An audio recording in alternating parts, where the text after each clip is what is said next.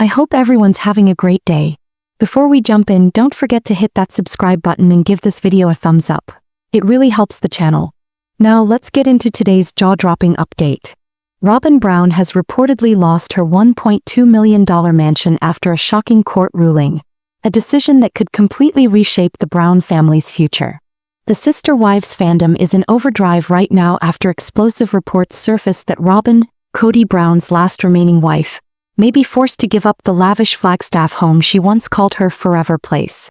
According to whispers from insiders and courthouse chatter, a judge has ruled against Robyn in a high-stakes property battle. The outcome could mean she has to leave the sprawling estate that's been a cornerstone of her life with Kody since the family's polygamy days ended. For years, fans have watched Robyn and Kody cling to this home like it was the crown jewel of their post-plural marriage life. That's why this ruling feels like a shockwave, and its ripple effects could hit the already fractured Brown family hard. The first signs of trouble popped up late last week when sharp-eyed fans noticed what looked like a legal notice filed in Coconino County, Arizona, tied to Robyn's property address. On Sister Wives, the house has been showcased as the couple's dream escape from the drama. But behind closed doors, it appears things have been unraveling for a long time. Sources say the legal fight stemmed from a messy mix of disputed mortgage terms, unpaid property taxes, and confusion over the actual ownership of the home. A situation that, according to fans, has Kody's fingerprints all over it. An insider told us this case had been brewing privately for almost a year. Robyn thought they could settle it quietly, the source revealed, but once the lenders stepped in, there was no avoiding court. The judge's decision reportedly came quickly after reviewing documents that pointed to multiple missed payments and irregularities in how the house was purchased. It wasn't just about late payments, the source added. The court wanted to know who really owns this house on paper and who's been paying for it. And in the end, the ruling went against Robyn. Set against the stunning Flagstaff Mountains, the $1.2 million home has been more than just real estate. It's been a symbol of the life Robyn and Kody built after the other wives left. On Sister Wives, it was shown as Kody's refuge during the pandemic while tensions with the rest of the family boiled over. But if this ruling stands, that sanctuary could be gone for good. And losing the home isn't just about losing a piece of property. It could mark the end of the so-called golden couple era Robyn and Kody projected in recent seasons. Fan reaction online has been fierce. Reddit threads and social media posts lit up within hours of the news breaking. One top comment with thousands of upvotes read simply, "Karma finally caught up." Others were harsher, saying, "They spent years treating the other wives like they were disposable. Now the mansion is disposable too." Not everyone, though, is celebrating her misfortune. Some fans expressed sympathy, pointing out that while Robyn is often cast as the villain in the Brown family's breakup, no one deserves to lose their home, especially not in such a public and humiliating way. After all, she has children who are caught in the middle of all this. One Facebook user summed up what many were feeling: "This is their safe place. Whatever you think of her, this is devastating for them." According to insiders, Robyn was completely blindsided by the judge's decision. She reportedly went into court confident the ruling would be in her favor, arguing that the house was purchased with the intention of being a permanent home for her and her children, and that forcing them out would cause irreparable harm. But the judge wasn't swayed by emotional arguments. Instead, the focus stayed firmly on the cold, hard facts of the financial situation. As one source put it, this was about contractual obligations, not personal history. You can't plead family unity when the paperwork tells a different story. The ruling has only fueled speculation about the Browns' overall financial health.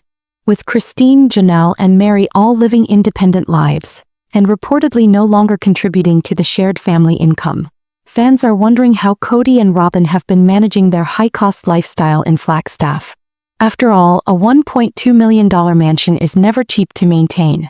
Without the financial support of the other wives' households, some believe the strain has been building quietly for years. And this might not be the only property at risk. Rumors are swirling that parts of the famous Coyote Pass land, once hyped as the Brown family's dream build, could also face legal trouble if certain debts aren't paid. If that's true, Robyn's loss could be just the first domino in a series of property shakeups that leave the Browns with far less real estate than they once boasted.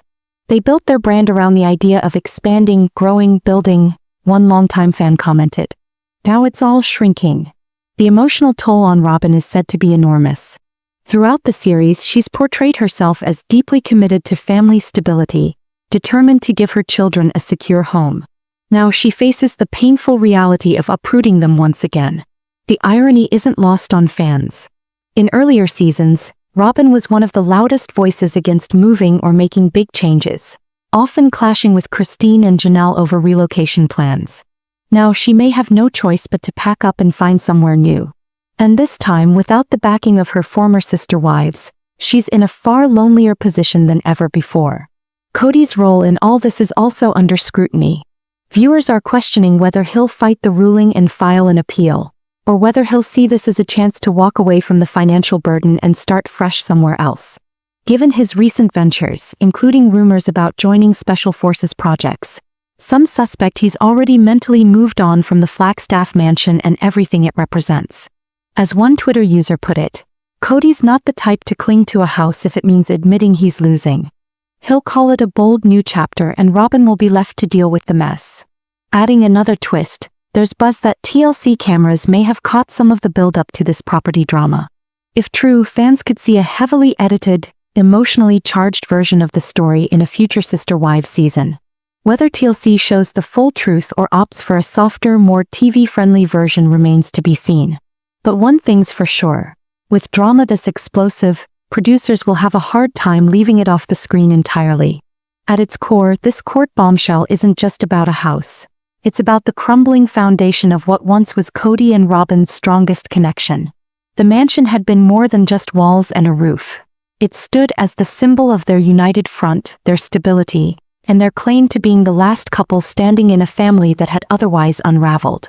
Now, with the slam of a judge's gavel, that symbol might be gone.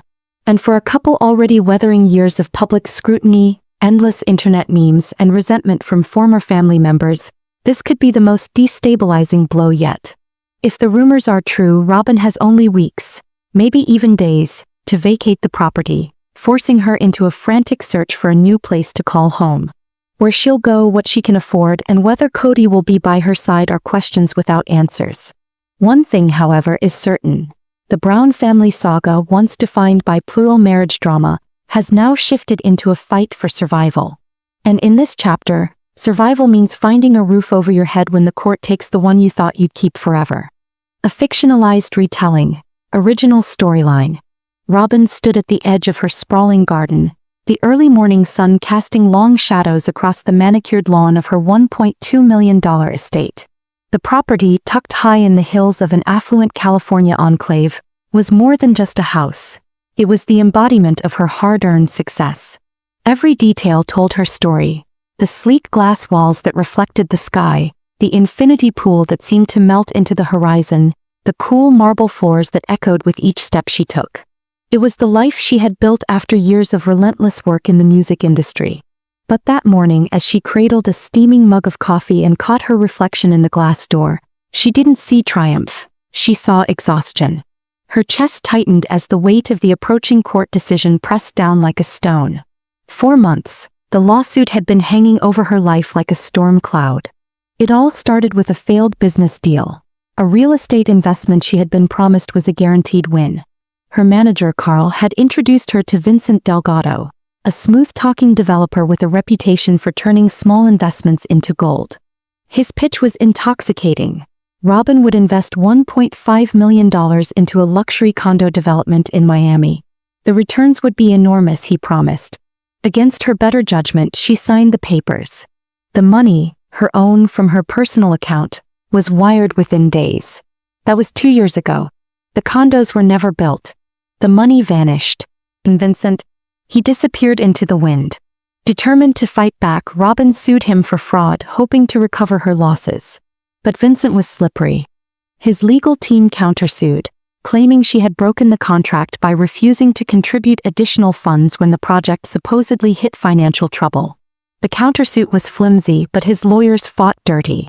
They dragged her name through the mud, painting her in the tabloids as a reckless diva who gambled away her fortune. Then came the most devastating twist. Reports surfaced that her beloved mansion had been tied up as collateral in the deal.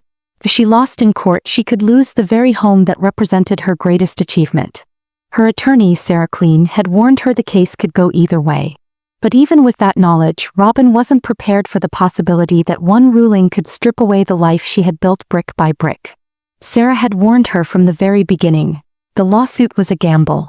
"Vincent's got a team of sharks," Sarah had said over the phone, her voice tight with concern. "They'll twist every word, every document. We have to be airtight." Robyn trusted Sarah completely.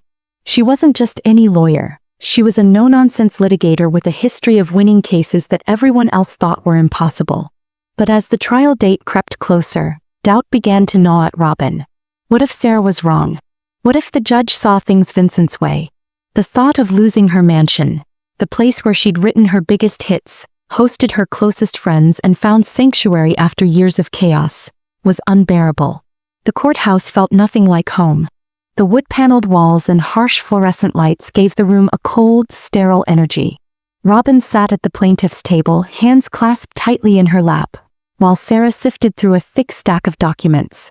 Across the room sat Vincent's legal team, led by Gregory Holt, a silver-haired attorney whose reputation for destroying opponents in court was legendary. Holt didn't just argue cases. He dismantled them with surgical precision. Robyn's eyes met Vincent's for a brief moment. He smirked, his designer suit and polished demeanor making a mockery of the damage he had caused. Then the room fell silent as Judge Margaret Ellison entered. In her early 50s, she had a stern presence that commanded instant stillness. Robyn's stomach twisted when the bailiff's voice rang out, calling the court to order. This was it, the moment her future would be decided. Sarah leaned over and whispered, "Stay calm. We've got this." Robyn nodded, but her chest felt tight. He wasn't so sure. The trial stretched on for 3 long weeks. Sarah laid out a mountain of evidence, damning emails where Vincent promised guaranteed returns, bank records showing her money funneled into offshore accounts, and testimony from a former associate who claimed Vincent had a history of defrauding investors. When Robyn took the stand, her voice was steady but her pulse raced. She looked directly at the jurors as she spoke. "I believed in him," she said, her words slow and deliberate. "I thought this was my chance to secure my future." Holt, however, was relentless. In his opening statement, he painted Robyn as an impulsive celebrity who had no understanding of the risks she was taking. "Ms. Robyn is a talented artist, no one doubts that," he said, his tone dripping with condescension. "But talent doesn't equal financial wisdom. She entered into a deal and failed to uphold her end of the bargain." He pointed to a clause in the contract that required additional funding in the event of construction delays, a clause Robyn swore she had never seen. Sarah argued that it had been buried in fine print, an intentional trap. But Holt's team countered with witness after witness, each claiming Robyn knew exactly what she was agreeing to. And the attacks didn't stop at finances. Holt's strategy became deeply personal. Vincent's team dug into Robyn's past, questioning her judgment, her lifestyle, even her mental health. They brought up the time years earlier, when she had abruptly canceled a tour due to exhaustion. Is this the behavior of someone capable of making sound financial decisions? Holt asked the jury, letting the question hang in the air.